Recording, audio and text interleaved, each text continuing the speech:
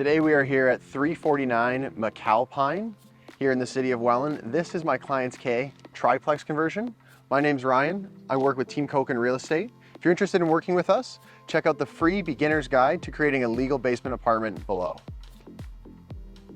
This is our main unit here in the triplex.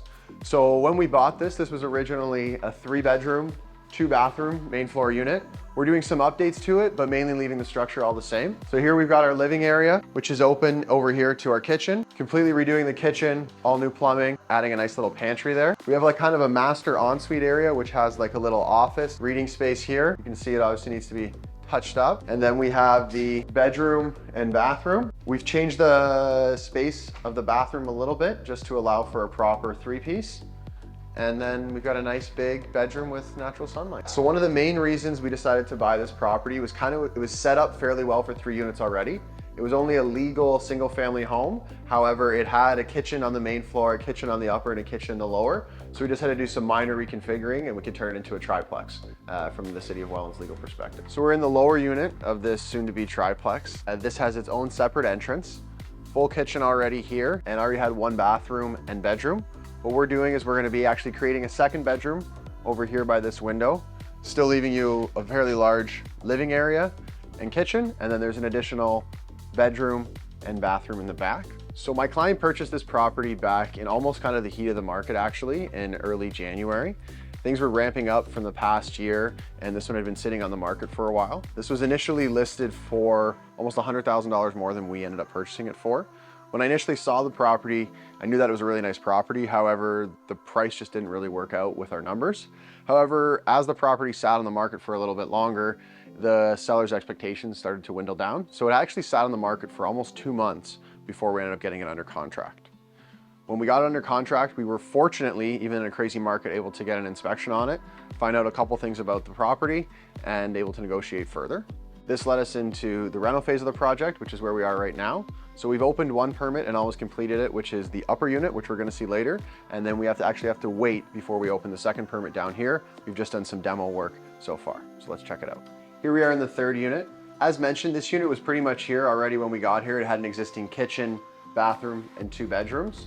One thing we did do, however, is we rearranged the bathroom for a better use of space so you could have a full stand-up shower. We also redid all the kitchen counters and cabinets to just kind of freshen it up a little bit because you can see what the original was over there on the wall, a little bit dated.